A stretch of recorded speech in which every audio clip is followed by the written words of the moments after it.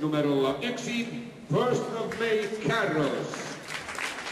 FBB kantakirjaan merkitty Swedish-Trans-ohjelmassa mukana Sorrenton Burggraf.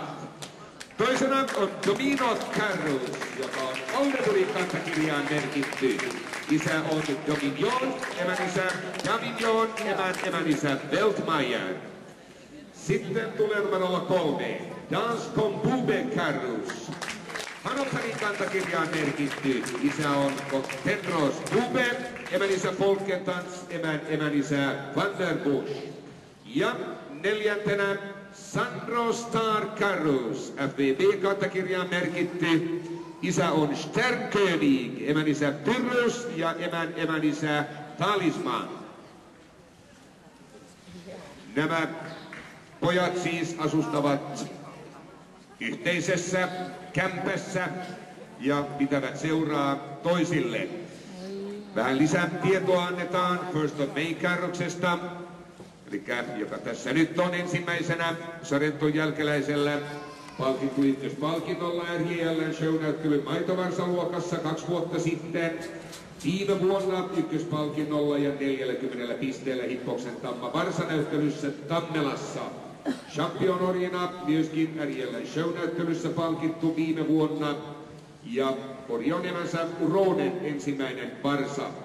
Miellyttävä nuori herrasmies, jonka kanssa asiat ovat sujuneet juohevasti. Oli täysveriaste on muuten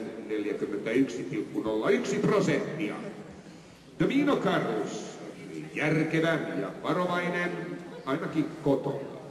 Orin emälinja on vahva. 4 polvea Stas Premium tammoja. Ja Ori on emänsä Dorina R, muuten ensimmäisen luokan kantakirjatamma, ensimmäinen varsa. Kolmantena oleva sitten, korjaamme jatkaa pikkasen vielä tästä Domino Carruksesta. Varsa on Oldenburgin Fallen-preemie palkittu kasvattajapäivillä 2. ja sai ykköspalkinnon RJL:n shownäyttelyn maitovarsaluokassa 2 vuotta sitten. Orin täysveriaste on 34,17. Sitten on Dans Combube Carols. Hannover kantakirjaan merkitty. Ori on terävä, älykäs, määrätietoinen ja mielellään laukkaava nuori hevonen. Ori on kasvattajan yllätysvarsa. Emä Poreina hankittiin tilalle siitostammaksi kantavana. Aina varsan syttymään asti odoteltiin täysveliä tai siskoa Don Vinolaiselle isosiskolle Grace Carrukselle, mutta kappas kummaa rautiasta emästä ja rautiasta isäkandidaatista syntyikin ruumikkovarsa. Pistää vähän miettimään. Isä oli jossain vaiheessa Saksan matkalla vaihtunut Tendros Bubeksi, mikä asia saatiinkin pian varsan syntymän jälkeen varmistettua. Ori on nimensä toinen varsa, täysveriaste 28,51%. Paras maitovarsa RJL:n shownäyttelyn maitovarsaluokassa 2008, ykköspalkinto kasvattajapäivillä 2009.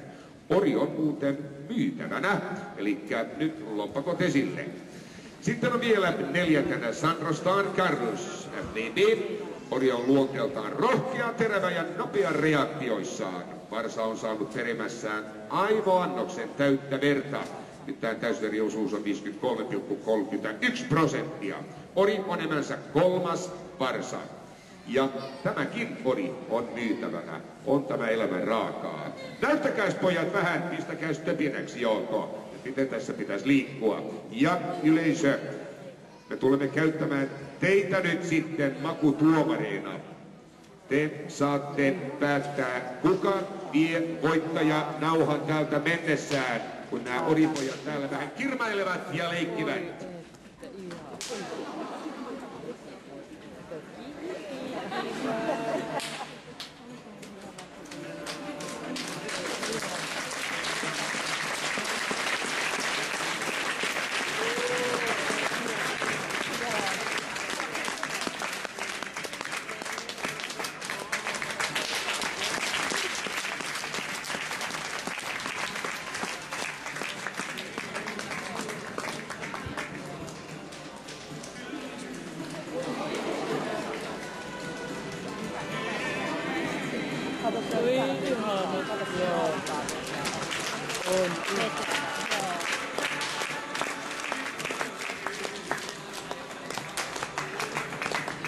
Ja en keksi muuta äänestyskeinoa kuin huutoäänestys.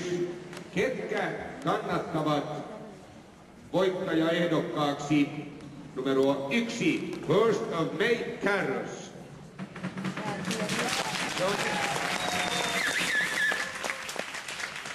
Se on siis tumman punaruunikko. Se tässä nyt tummin kaikista.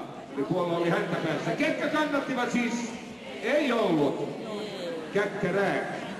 Minä kun luen tekstiä täällä, mä en katsonut ollenkaan, että kuka on kukin. Vaaleampi ruunikko, jolla on 4 sukkaa. Olisiko nyt tässä sisäradalla kärjessä? Ketkä kannattavat First of May Carrosta?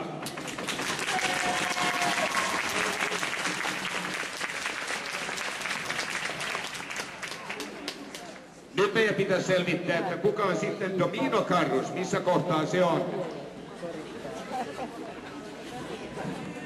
Tumman punarautias. Ei näy mitään merkkejä tässä näin. Domino, tuu tänne esittäytyy. Onko se tää tähtipää, joka on nyt lähimpänä hevosopiston estettä? Ei, kun se, joka puree tuolla. Ketkä kannattaa Domino Carrosta tietämättä, keskinäistä se on? Tää meni kuulkaas vaikeaksi, kun ne juoksee tuolla. Numero 3, Danskon Bube Carros, tumman ruunikko hänkin.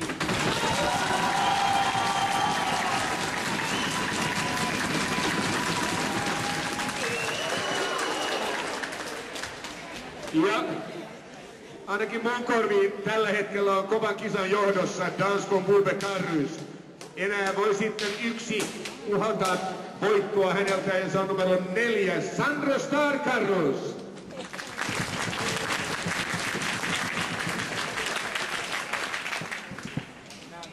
Punarautias.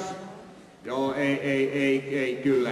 Kuulkaas nyt pojat, menkää kiltisti tohon ihmistenne luo. Ottakaa ihmisenne kiinni ja taluttakaa heidät tähän eteen. Kilti.